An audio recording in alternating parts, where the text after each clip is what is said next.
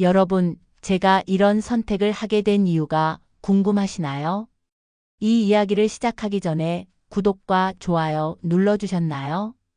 여러분의 관심이 사연을 소개해드리는데 정말 큰 힘이 되거든요.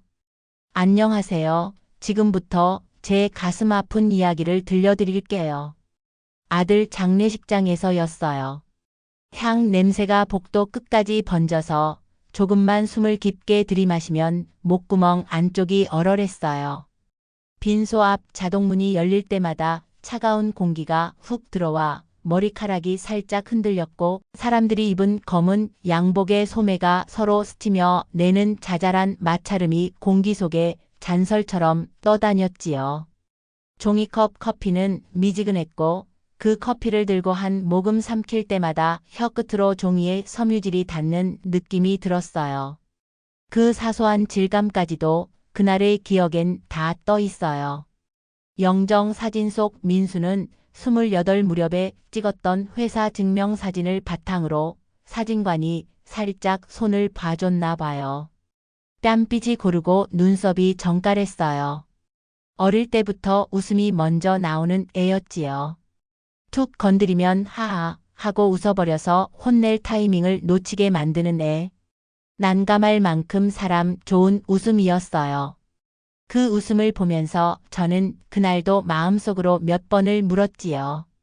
얘야, 엄마가 어떻게 해야 하니? 그런데 사진 속 웃음은 언제나처럼 대답을 미루고 있었어요.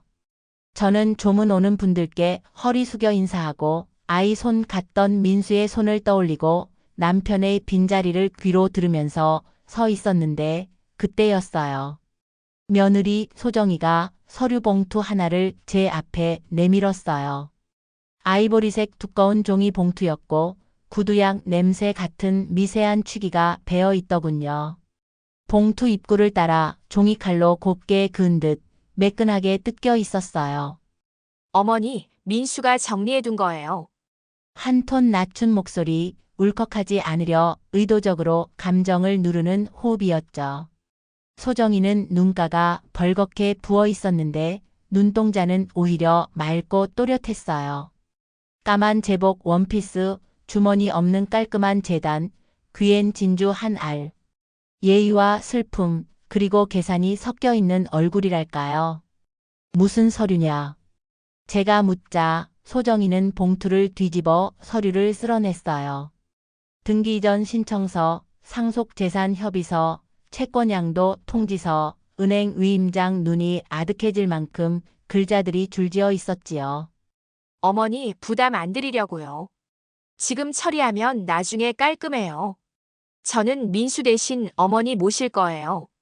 그러니 다 제 명의로 정리하고 어머니 생활비는 제가 매달 보내드릴게요. 어머니는 아무 걱정 마시고. 여기서 이런 말을 꼭 해야 하니? 아직. 제 목이 그때 잠깐 메였어요. 상주가 민수인데 엄마는 어디에 서 있어야 하지? 그런 생각이 들 만큼 정신이 흐려졌어요. 저녁 무렵 상주석과 부조함 사이 좁은 복도에서 소정이가 제 손목을 잡아 끌었어요. 손이 유리잔처럼 차가웠어요. 어머니, 현실을 보셔야 해요. 어머니 연세에 재산 관리 가능하세요? 대출이자, 보수, 세금, 재산세, 건강보험, 잡다한 관리비 이거 다 저 혼자 챙길 수 있어요. 민수가 없으니까 제가 나설 수밖에 없어요. 오늘은 좀. 오늘 하자는 게 아니에요. 하지만 지금부터 절차를 밟아야 시간 낭비가 없어요. 그 말 사이사이로 억센 의지가 꿰어져 있었지요. 사람을 밀어붙일 때 쓰는 톤. 저는 그대로 복도로 난 창가에 기대었어요.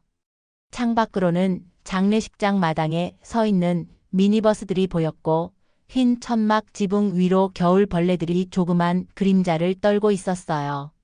숨을 깊게 들이마시자 향 냄새와 세제 냄새 그리고 형광등의 열기가 섞여 들어왔어요. 민수야, 엄마가 뭘 해야 하니? 그날 밤은 기이했어요. 울음은 끊겼는데 가슴은 훨씬 더 아팠어요. 울음이 가라앉는다고 아픔이 줄지는 않더군요. 빈소문이 자동으로 열릴 때마다 문턱에 깔린 회색 매트가 슥 하고 소리를 냈고 저는 그 소리에 맞춰 헛기침을 했어요. 밤새 종이컵 커피를 몇 잔이나 마셨는지 몰라요. 종이컵이 어둠 속에 수북이 쌓여 갈수록 제 마음도 같은 속도로 축났어요. 새벽 4시 즈음 조문객이 뜸해진 틈에 영정사진 앞에 혼자 섰어요. 민수의 웃음이 그때는 낯설 만큼 어른스러워 보였지요. 사진 아래 작은 국화송이들이 촛불에 반짝였고 저는 마음속으로 속삭였어요. 얘야, 엄마가 바보인가 보다. 내가 없이 엄마가 생각이라는 걸 할 수 있을까? 제가 태어난 곳은 강원도 깊은 산골 마을이었어요. 겨울이면 빨래가 빨래줄에서 얼어붙어 도끼로 내리쳐야 했고 봄이면 냇가에 퍼진 물망초가 햇볕에 파랗게 번져 눈이 시릴 만큼 예뻤지요. 국민학교 때 운동장 한쪽엔 나무로 짠 미끄럼틀이 있었고 체육 시간마다 소나무 진액 냄새가 손바닥에 묻었어요. 흑백 TV는 이장님 집에만 있어서 주말 저녁마다 동네 사람들이 슬리퍼를 끌고 모였지요. 화면이 자꾸 흔들리면 이장님이 안테나를 만지며 잠깐 하고 소리쳤고 아이들은 그 틈에 삶은 감자에 소금 찍어 먹었어요. 그 달큰하고 포슬포슬한 맛이 아직도 혀끝에 남아 있어요. 20살이 되자 저는 도시로 나왔어요. 봉제 공장 재봉틀줄에 앉아 하루 종일 발을 굴렀지요. 발등은 늘 뻐근했고 박음질 안쪽에 박힌 실밥을 뜯어내다 바늘에 손가락을 찔러도 한숨만 쉬고 다시 발판을 밟았어요. 그 공장에서 남편을 만났어요. 남편은 말이 적었지요. 작업복 주머니에 늘 작은 드라이버 하나를 꽂고 다니던 사람. 단단했고 무뚝뚝했고 대신 믿음이 있었어요. 우리는 창고 앞 간이 포장마차에서 달큰한 막걸리를 먹었어요. 사장님이 신문지에 말아준 김밥은 소금이 조금 많았고 단무지가 두툼했어요. 남편은 그걸 한 입 베어 물고 말했지요. 비 새지 않는 집 한 칸이면 충분해. 그 소박한 꿈을 그 사람은 자꾸 되뇌었어요. 그러면 저는 괜히 눈물이 차올랐지요. 우리는 분명 그 정도는 할 수 있을 거야. 결혼하고 몇 년 우리는 새빵을 전전했어요. 어느 해 여름 장대비가 밤새 쏟아졌는데 천장에서 물방울이 톡톡 떨어졌어요. 남편은 양동이를 들고 방 한가운데를 가로질러 다니며 노래를 했지요. 비가 와야 쌀이 자라지. 그 말이 남편의 주문이었어요. 힘든 일을 견디게 해주는 날 같지만 절대적인 주문. 민수는 그런 중에 태어났어요. 미역국 냄새 속에서 조산원에서 장판이 조금 벌어진 방에서 창문을 때리는 비 소리와 함께 아랫목에 온기, 새로 산 작은 보온병, 누렇게 다른 아기 담요 한 장. 아이를 품에 안은 순간 몸이 물에 잠기는 것처럼 뜨끈해졌어요. 남편은 서툴게 기저귀를 접다가 자꾸 엉뚱한 방향으로 접었고 그걸 보며 저는 웃었어요. 웃다가 또 울고 울다가 또 웃고. 그렇게 우리는 셋이 되었지요. 가난은 여전히 가난이었어요. 달라진 게 있다면 가난이 우리를 함부로 밀치지 못했다는 거예요. 민수의 손이 제 손가락을 꼭 잡아당기면 저는 더 오래 견딜 수 있었거든요. 저는 낮엔 공장, 밤엔 동네 사람들 빨래를 받아서 삶았어요. 알칼리 세제가 손끝을 뽀드득하게 만들었지요. 손마디는 늘 갈라져 피가 배었지만 다음 날이면 또 물을 데웠어요. 가마솥에 물이 끓고 숟가락이 사기 그릇에 부딪히는 소리가 챙하고 나면 저는 다시 정신을 차렸죠. 민수가 국민학교에 들어가던 해 장터에서 뭉뚱 연필을 한 줌 샀어요. 집에 돌아오자 그 아이는 연필을 한 자루씩 코에 올려놓고 균형 잡기 놀이를 했어요. 엄마 글자가 잘 써지는 연필이 좋은 연필이야. 그렇지. 그럼 엄마가 잡아준 손으로 쓰면 더 잘 써지겠다. 저는 그 말에 막 웃다가 고개를 숙여 연필 끝을 갈았어요. 가루가 손바닥에 묻고 신냄새가 코에 스며들었지요. 흑백 TV를 칼라 TV로 바꾸던 날, 동네 아이들이 신발도 벗지 않고 우리 방에 들어와 화면 앞에 줄줄이 앉았어요. 남편은 전파사 아저씨에게 고맙습니다를 서너 번이나 말했죠. 비 오는 날에도 이제는 지붕이 새지 않았고 장판 틈도 메웠어요. 남편이 말했지요. 이제는 비가 와도 괜찮네. 그 말이 그날은 참 뭉클했어요. 그러던 어느 해 겨울 남편이 쓰러졌어요. 창고 하역장에서 말없이 무너져 내렸대요. 병원 복도에 앉아있던 그날 저는 타일 바닥에 미세한 점무늬를 세던 기억뿐이에요. 점이 한 칸에 20개, 그 칸이 10개, 20개 계산을 하다 잠깐 졸면 깜짝 놀라 깨고 깨어나면 점은 여전히 그 자리에 있었지요. 의사는 조용히 말했어요. 준비하시라고. 민수는 병실 침대 옆 의자에서 두 손을 무릎 위에 모으고 앉아 있었어요. 아버지, 저 군대 다녀와서 아버지 호강시킬게요. 남편은 대답 대신 민수의 손등을 탁탁 2번 쳤어요. 우리 집 남자들의 오래된 인사였죠. 말보다 탄탄하고 짧은 약속. 그 손짓이 제 가슴을 쿡 찔렀어요. 남편을 보내고 저는 오래 울 수 없었어요. 눈물은 밥이 아니니까요. 민수가 있었고 민수의 구두 밑창이 닳아 있었고 도시락통이 다음 날에도 비어 있어야 했어요. 저는 새벽 4시에 일어나 물을 올리고 장을 보고 품사 일을 나갔지요. 무릎이 쑤셔도 허리가 당겨도 집에 돌아오면 먼저 쌀을 씻고 불을 지폈어요. 가마솥 뚜껑이 덜컥덜컥 떨리는 소리에 마음이 제자리로 돌아왔어요. 시간이 흘렀지요. 민수는 군대를 다녀오고 복학을 하고 다시 취업 준비를 했어요. 이력서에 사진을 붙일 때 제 마음이 더 긴장되곤 했어요. 어느 날 저녁 민수가 말했어요. 엄마, 여자친구 좀 데려와도 돼요? 저는 국자로 국을 떠올리던 손을 황급히 닦았어요. 그래, 그럼.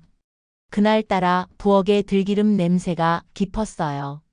상을 차리고 김을 굽고 계란말이를 썰고 배추잎을 하나하나 정리했죠. 문이 열리고 소정이가 들어왔어요. 또렷한 눈, 등허리를 꼿꼿이 세운 앉음새, 문장을 정확히 끝맺는 말투. 어머니, 안녕하세요. 소정이에요. 허리를 깊게 숙이고 눈을 맞추는데 저는 괜히 마음이 든든해졌어요. 아, 저런 아이라면 우리 민수.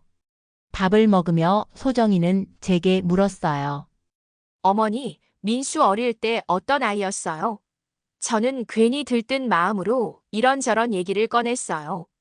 비 오는 날 우산을 잃어버리고 들어왔던 이야기, 장터에서 잃어버렸다가 방송으로 찾은 이야기, 국민학교 때 운동회에서 줄다리기를 하다가 넘어져 무릎이 까졌던 이야기. 소정이는 고개를 끄덕이며 웃었어요. 웃음이 예의 바르고 고르게 분배된 웃음이었어요. 그 웃음이 정확하게 예쁘다는 것을 저는 인정했지요. 다만 그 웃음 뒤에 얄팍한 유리막 같은 것이 있는 것 같다는 느낌도 아주 조금 받았어요. 그땐 그걸 보지 않으려 했어요. 행복 앞에서는 괜한 의심이 죄처럼 느껴지거든요. 둘은 결혼했어요. 아담한 반지하 전세에서 시작했죠. 저는 조금 보태줬고 민수는 대출을 받았어요. 계약서를 들고 나오는 그날 소정이가 제 손을 꼭 잡았어요. 어머니, 고맙습니다. 이 은혜 잊지 않을게요. 손은 따뜻했는데 손바닥에 땀이 맺혀 있지 않았어요. 긴장과 계산을 잘 관리하는 사람의 손이었어요. 이사는 일사천리였지요. 여닫이 문을 열 때 소정이는 한 손으로 문틀 위 먼지부터 닦았고 콘센트 커버가 노랗게 변했는지 확인하더군요. 저는 그런 꼼꼼함이 이 집을 안전하게 지켜줄 거라 믿었어요. 민수야, 사람 복이 있네. 제가 말하자 민수는 웃었어요. 그쵸, 엄마. 첫 명절을 앞두고 작은 마찰이 생겼어요. 어머니, 전부침을 꼭 그렇게 많이 해야 해요. 명절에는 기름 냄새가 좀 진해야지. 가짓수를 줄이고 대신 좋은 재료로 단출하게 하면 어때요? 효율적으로요. 그 말이 틀리진 않았어요. 그런데 말 끝에 늘 옛 방식은 비효율적이다라는 문장이 희미하게 깔려 있었어요. 저는 굳이 그 그림자를 손가락으로 짚어 들추지 않았어요. 모른 척하는 것도 집안 평화의 기술이니까요. 소정이는 금융권에서 일했어요. 처음엔 은행이라 했고 나중엔 자산 관리라고 했죠. 한 번은 저에게 노트북 화면을 보여주며 그래프를 설명했어요. 어머니, 이건 복리의 마법이에요. 여기에 매달 조금씩 넣으면 시간이 돈을 벌어줘요. 저는 그래프의 곡선이 천천히 휘어져 올라가는 걸 멍하니 보다가 슬쩍 물었지요. 저기 저 돈은 누가 담보해 주는 거니? 소정이는 씩 웃었어요. 시장이요. 그 한마디가 제게는 낯설었어요. 저에게 시장은 장터의 흥정이었으니까요. 손바닥의 체온으로 가늠하는 거래. 그 무렵 민수는 회사에서 과장이 되었고 야근이 잦아졌어요. 어깨를 자주 주물렀고 TV를 보다가 멍하니 한숨을 쉬곤 했지요. 어느 밤 제가 보온병에 보리차를 데워 들고 갔더니 민수가 말했어요. 엄마, 요즘 좀 피곤해요. 그러면서도 저를 안심시키려는지 웃었지요. 그 웃음이 저는 좋았습니다. 동시에 불길했어요. 좋은 웃음이 오래 버티는 웃음일 때가 있거든요. 몇 달 후 민수가 급작스럽게 아팠어요. 병원에 며칠 입원했는데 그때 소정이가 계산기를 두드리며 혼잣말을 했어요. 휴직하면 대출 이자, 카드 결제일 적립식 펀드 IRP 저는 그 단어들을 거의 알아듣지 못했어요. 그저 사람 먼저 챙기자는 말을 꿀꺽 삼켰지요. 민수는 퇴원했고 다시 출근을 했어요. 단단한 청년이었어요. 다만 어깨 위에 보이지 않는 모래주머니가 얹힌 것 같았죠. 시간은 또 흘렀고 우리의 일상은 괜찮아 보였어요. 그러다 어느 초겨울 저녁 비가 소리 없이 내리던 날 민수는 퇴근길 운전대 위로 고개를 떨구었지요. 사고는 크지 않았대요. 차는 거의 멈추다시피 했고 범퍼가 살짝 긁혔다더군요. 하지만 병원에 도착했을 때는 이미 늦었대요. 뇌출혈. 의사는 빠르게 조심스럽게 말했어요. 가족분들 준비를. 그 짧은 문장 뒤에 붙지 않은 말들이 제 귓속으로 우르르 쏟아졌어요. 장례식은 신속하게 치러졌어요. 누군가가 의젓하게 절을 하고 누군가가 영정에 국화를 놓고 누군가는 조용히 울었어요. 저는 울음이 나오지 않아서 눈꺼풀 안쪽을 꼭꼭 눌렀지요. 장례 둘째 날 오후 소정이가 서류 봉투를 내밀었어요. 저는 서류 위를 흘깃 보다가 사인란의 글씨를 봤어요. 민수의 이름. 글씨가 약간 흔들려 있었어요. 눈물이 그때 났어요. 얘야, 내가 진짜 이런 것들을. 장례가 끝나고 소정이는 서둘렀어요. 어머니 이 집부터 정리해야 해요. 어머니 연세의 단독주택은 위험해요.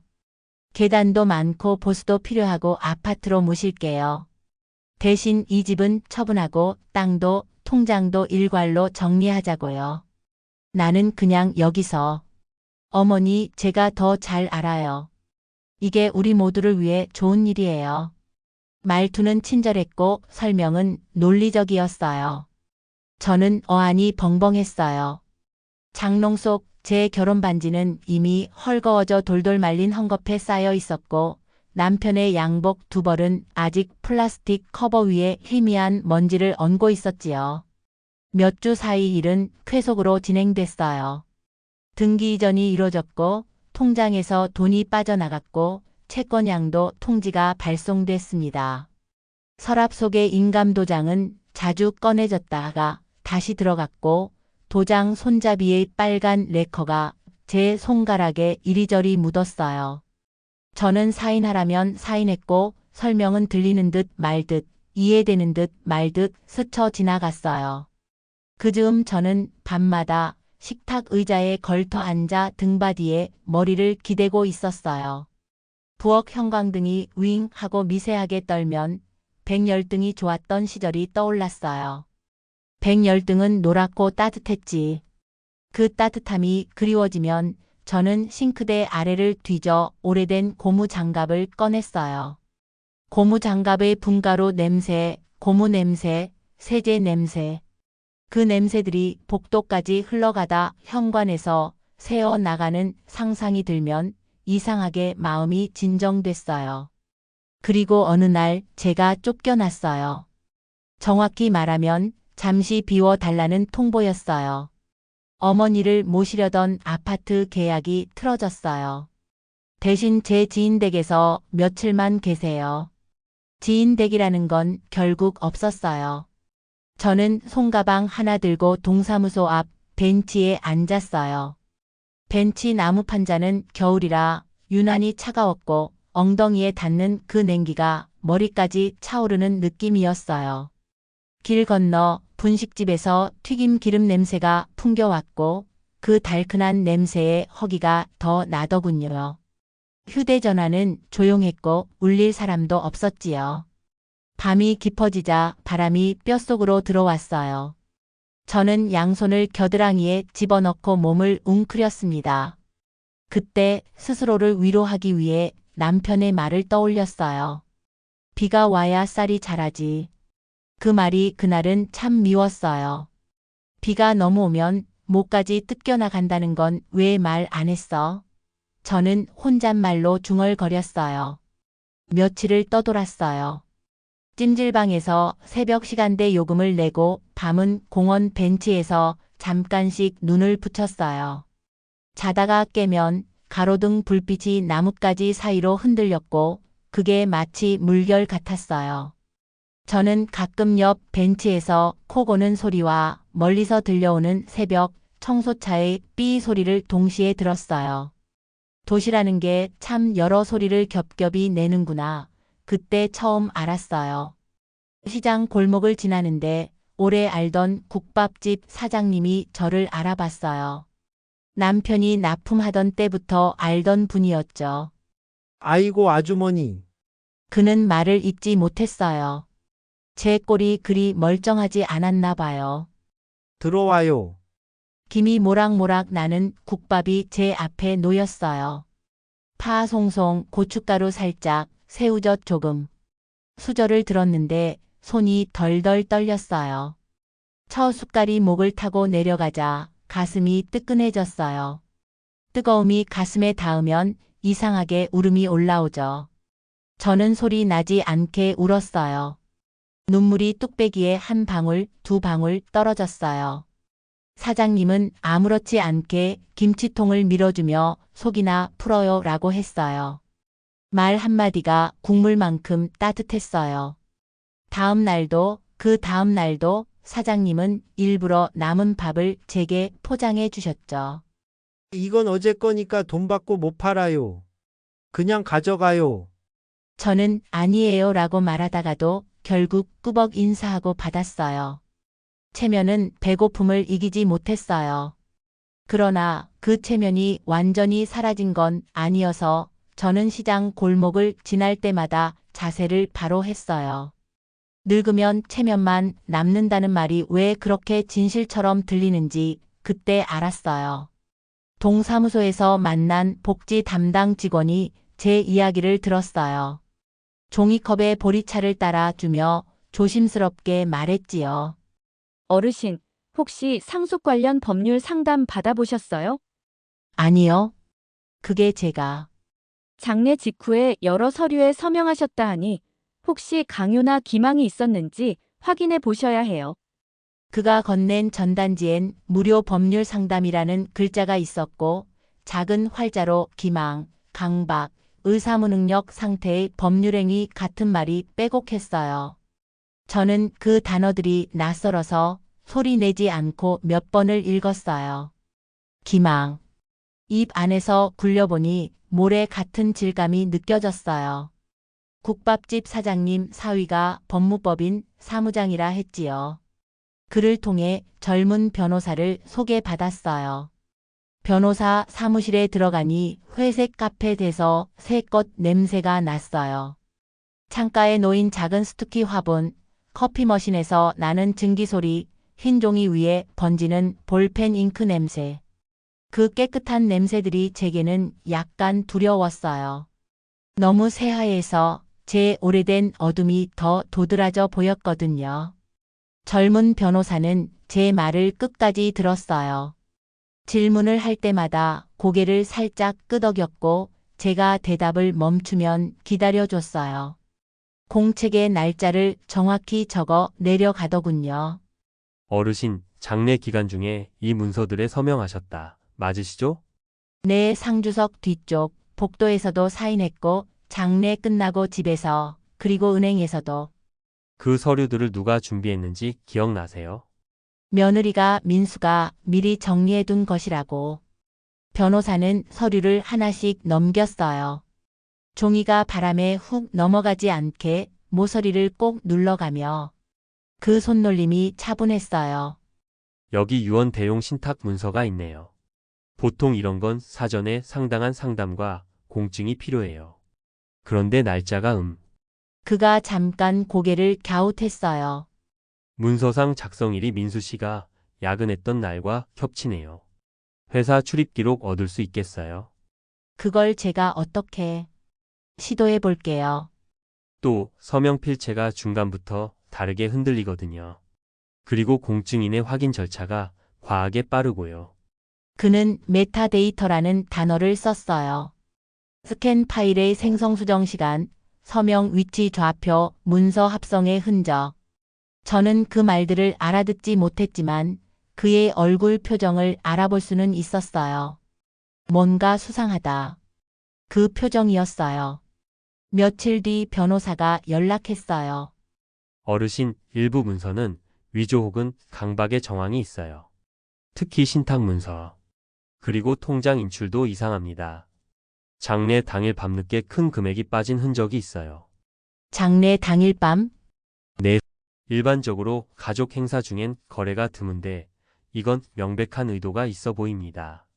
또 다른 며칠 그는 조심스럽게 메시지 캡처를 보여줬어요. 합법적으로 확보했다 했지요.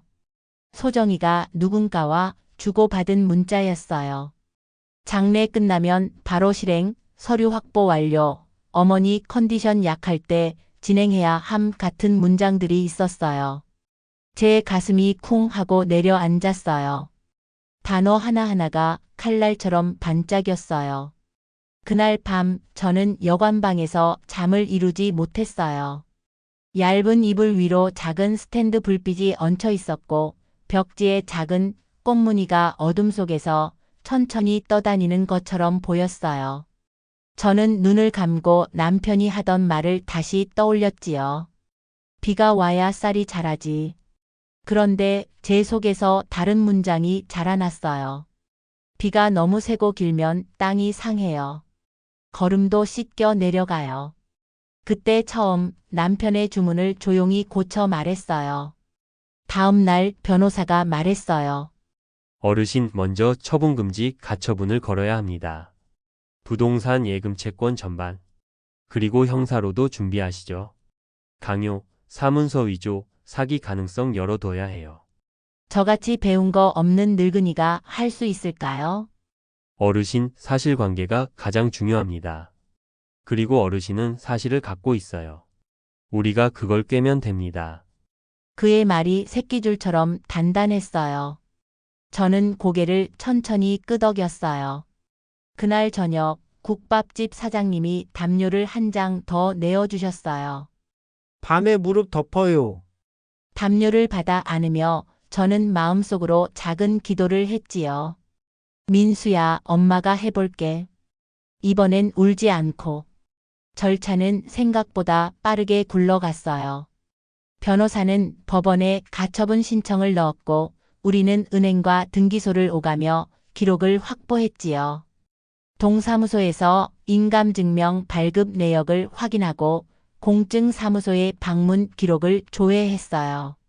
작은 오피스텔, 회색 복도, 비밀번호 띠링 소리, 플라스틱 의자, 다리 끄는 소리 그 소리들 사이로 저는 한 발짝씩 앞으로 나아갔어요. 진술서를 쓰는데 꼬박 이틀이 걸렸어요. 장례식장 복도의 냄새, 소정이의 손목 압력, 서류 봉투의 질감, 도장 손잡이의 빨간 레커가 제 손가락에 묻어 얼룩졌던 일 저는 잊지 않으려고 눈을 꼭 감고 떠올렸어요. 눈꺼풀 안쪽에 뜨는 풍경들을 문장으로 옮겼지요. 복도 창문 밖 가로등의 노란빛이 종이 위에 비쳐 글자가 살짝 번져 보였다. 변호사가 그 문장을 보고 고개를 끄덕였어요. 매우 중요해요. 당시 어르신의 심신 상태를 보여줍니다. 소정이는 처음엔 당당했어요. 다 합법이에요. 시어머니가 스스로 서명하셨어요. 저는 보호한 거예요. 그녀의 입술은 건조했고 눈동자는 빠르게 흔들렸어요. 제가 그걸 보며 조용히 말했지요. 민수가 내 손을 잡고 이런 걸 했을까? 그 순간 그녀는 아주 잠깐 흔들렸어요. 그러나 금방 고개를 들고 말했죠. 감정은 법과 달라요. 법정은 차가웠습니다. 판사의 목소리는 낮고 고르게 깔렸고 상대 측 변호사는 문장을 날렵하게 던졌어요. 우리 변호사는 논점만 잡아 조심스레 밀었지요. 증거가 하나씩 테이블 위에 놓일 때마다 제 심장은 툭툭 하고 무겁게 뛰었어요. 결정적이었던 건 세 가지였어요. 첫째, 신탁 문서의 작성일과 민수의 회사 출입 기록이 충돌한다는 점. 문서엔 방문 확인이 찍혀 있었지만 그 시간 민수는 사내 출입 게이트를 통과하고 있었지요. 둘째, 장례 당일 야간 대규모 자금 이체. 셋째, 소정이가 제3자와 주고받은 메시지에서 드러난 장례 직후 실행 계획. 판사는 마침내 말했어요. 이 문서들은 무효입니다. 법정의 공기가 그 한마디 뒤로 바뀌었어요. 저는 어깨를 약간 떨었어요. 울지 않았어요. 눈물은 다음에 와도 되니까요. 옆자리에서 변호사가 아주 조용히 제 손등을 한번 두드렸어요. 우리 집 남자들처럼 탁탁.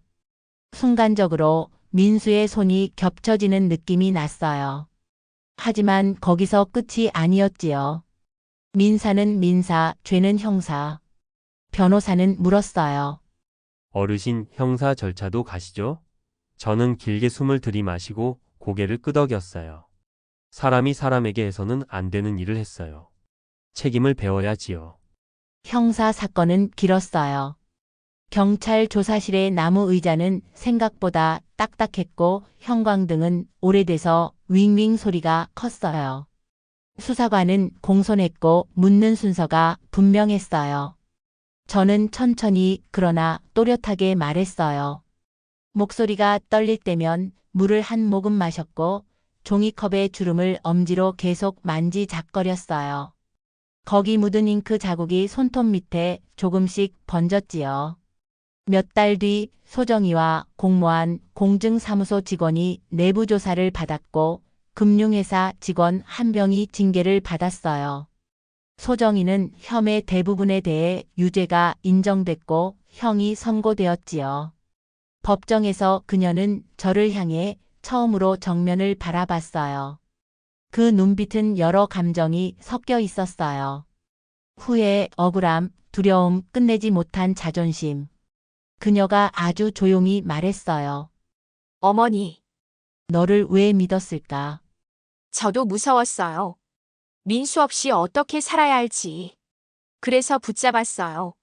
손에 잡히는 걸. 그 말이 제 가슴에 얼음장처럼 들어왔다가 이내 물로 변해 스며들었어요. 젊은 과부도 결국은 사람. 그러나 용서는 용서, 책임은 책임. 두 개는 섞이지 않아요. 저는 고개를 끄덕이지도 젓지도 않았어요. 그냥 그녀를 봤어요. 오래. 판결문을 받아들고 저는 시장 골목 국밥집에 들렀어요. 사장님이 멀리서 저를 보고 두 손을 번쩍 들었어요. 아주머니, 네, 밥 드셔야죠. 그 국밥은 이상하게 달았어요. 아니, 국밥은 여전히 국밥인데 제 혀끝이 달라졌나 봐요. 복수는 달다고들 말하지만 저는 알았어요. 달고 난 다음엔 빈자리가 남아요. 그 빈자리를 뭐로 채울지 그게 사람을 사람답게 만드는 일이라는 걸요. 집으로 돌아온 날 베란다에 서서 하늘을 오래 봤어요. 장독대 위엔 이미 이끼가 얇게 끼어 있었고 난간에 누군가 놓고 간 바람개비가 천천히 돌아갔어요. 바람이 너무 세지 않아서 다행이었어요. 바람개비는 슥슥하고 균일한 소리를 냈지요. 그 소리가 심장 박동과 맞아떨어지는 느낌이었어요. 거실 구석 상자에서 오래된 것들을 꺼냈어요. 남편의 양복 주머니에서 나오던 작은 수첩, 민수가 국민학교 저학년 때 그린 가족 그림, 뭉뚱 연필 몇 자루. 연필을 쥐자 손바닥 온도가 살짝 올라갔어요. 목재의 따뜻함이 전해졌죠. 저는 그 연필로 편지를 썼어요. 제목 없는 편지. 첫 줄엔 이런 문장을 썼지요. 나는 아주 오래 기다렸어요. 비가 그치길. 이제는 말할 때가 되었네요. 편지를 다 쓰고 창문을 열어 바람을 들였어요. 종이가 살짝 들썩였고 햇빛이 종이 위로 내려와 글자들이 더 진해 보였어요. 저는 편지를 접어 서랍 서쪽 끝에 넣었어요. 왜 서쪽인지는 모르겠어요.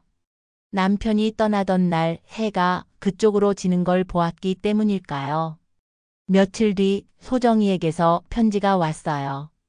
봉투는 소박했고 글씨는 얌전했어요. 죄송합니다 라는 문장이 앞쪽에, 변명 같겠지만 이라는 문장이 중간에, 사람답게 살고 싶다는 문장이 마지막에 있었어요. 편지를 받자마자 용서할 수 있는 건 아니었어요. 용서는 스위치가 아니니까요. 다만 그 편지를 서랍에 넣고 닫을 때 손가락 끝에 닿는 나무의 감촉이 폭신해졌어요. 저는 다시 살림을 시작했어요. 가마솥을 자주 올리고 멸치를 볶아 장을 내고 나박 김치를 담갔어요. 시장에서 배추를 고를 때는 밑동을 눌러보았고 파 한 단을 집어들 땐 잎 끝의 수분을 확인했어요. 손의 기억이 돌아왔지요. 손이 제대로 움직이면 마음이 덜 떠돌아요. 경로당에서 라디오를 켰어요. DJ가 누군가의 사연을 읽었어요. 아버지께 죄송합니다. 같은 이야기였죠. 저는 가만히 듣다. 제 이야기도 언젠가 누군가에게 작은 불씨가 되면 좋겠다는 생각을 했어요. 추운 마음을 녹일 만큼은 아니어도 손끝을 데울 만큼의 열. 그만큼만이라도 나눌 수 있으면 복수 이후의 빈자리는 덜 스산할 테지요. 그날 밤 오래된 카세트 테이프 하나를 꺼내 닦았어요. 어린 민수 목소리가 담긴 테이프였어요. 엄마, 나 1등 했어. 라는 톤 높은 목소리. 테이프가 낡아 소리가 약간 늘어졌지만 그 늘어짐마저 사랑스러웠어요. 재생 버튼을 누를 때 나는 딸깍 소리에 제가 웃었어요. 웃음이 제 입술에 어색하게 앉았다가 이내 자리를 잡았지요. 어느 날 이웃집 아이가 초인종을 눌렀어요. 할머니, 엄마가 김 좀 나눠드릴게요. 저는 김을 받으며 달걀 몇 알을 대신 내어줬어요. 아이가 두 손으로 받으며 감사합니다 하고 도망치듯 내려갔어요. 그 작은 교환이 제 마음에 조용한 파동을 만들었어요. 사람은 결국 서로의 손으로 사는구나. 숫자가 아니라 손, 온도, 숨. 저는 틈날 때마다 씨앗을 심었어요. 화분마다 작고 다른 씨앗들. 이웃이 건네준 이름 모를 씨앗도 있었고 마늘 한쪽도 있었어요. 물을 줄 때마다 작은 소리가 났어요. 흙이 물을 마시는 소리. 그 소리가 제 귓속 깊은 곳까지 스며들어 오래된 상처의 페이퍼컷을 조용히 씻어주는 느낌이었어요. 가끔은 장례식장의 공기가 떠올라요. 향 냄새, 미지근한 커피, 복도에 찬 공기. 하지만 이제 그 기억을 오래 붙들지 않아요. 사람은 붙들어야 할 것을 붙들어야 해요. 저는 흙을 붙들고 밥 짓는 냄새를 붙들고 이웃의 안부를 붙들어요. 그리고 제 자신을 붙들어요. 어느 오후엔 손을 무릎 위에 올려놓고 한참 앉아 있었어요. 손등의 점, 굳은 살, 미세한 자잘한 상처들. 그걸 하나하나 세어보다가 문득 떠올랐어요. 이 손으로 남편의 셔츠 단추를 달았고 민수의 코피를 닦았고 며느리의 반찬을 담았고 서류에 도장도 찍었지. 같은 손으로 다 했어요. 그 사실이 제게 위로였어요. 손은 죄를 짓기도 하고 구원을 하기도 하지만 결국 손은 삶을 짓는 도구니까요. 밤이 오면 저는 가끔 하늘을 봐요. 별이 보이는 날은 별을 세고 비가 오는 날은 빗소리를 셉니다. 남편의 말이 이제는 다르게 들려요. 비가 와야 쌀이 자라지. 맞아요. 다만 비가 계속 오면 방패가 필요해요. 그 방패를 저는 이제 만들 줄 알아요.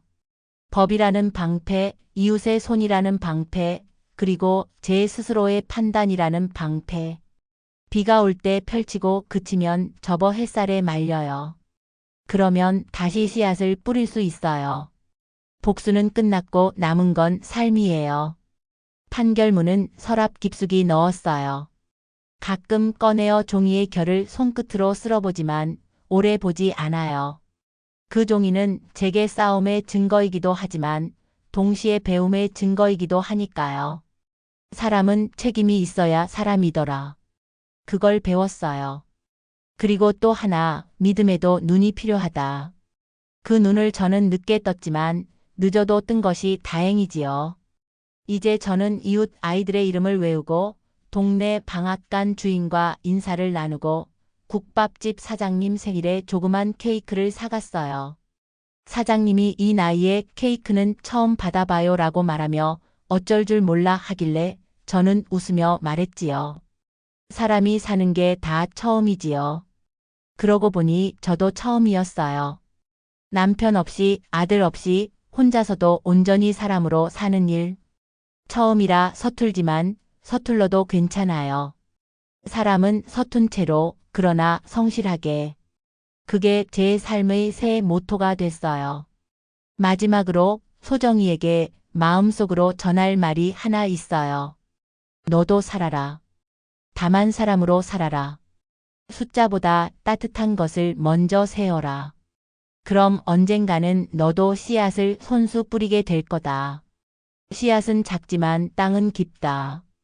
비가 와도 괜찮다. 우리는 이제 비의 뜻을 아니까. 그 말을 속으로 건네고 저는 현관불을 끄고 방으로 들어갔어요. 오래된 시계추가 똑딱, 똑딱 소리를 냈고 저는 그 일정한 박자에 호흡을 맞췄어요. 잠이 들기 전 제 손등을 상상 속에서 탁탁 2번 쳤어요. 우리 집 남자들이 하던 인사. 그 느낌이 손등 위에 분명히 닿았어요. 저는 미소 지었어요. 그리고 내일 아침에는 다시 가마솥을 올릴 거예요. 물이 끓기 시작할 때 나는 소리, 보글보글. 그 소리와 함께 제 삶의 멜로디가 다시 시작되겠지요. 밤 냄새가 집 안 가득 차오르면 저는 창문을 열어 바람을 부르고 화분의 흙을 만져볼 거예요. 촉촉하면 물을 멈추고 마르면 물을 더 주고. 그 단순한 판단들이 저를 사람으로 만들었어요. 복수는 통쾌했고 배움은 깊었고 삶은 여전히 진행형이에요. 저는 오늘도 내일도 서툴지만 성실하게 살아보려 해요. 그게 제가 복수의 끝에서 얻은 가장 단순하고도 깊은 노래예요.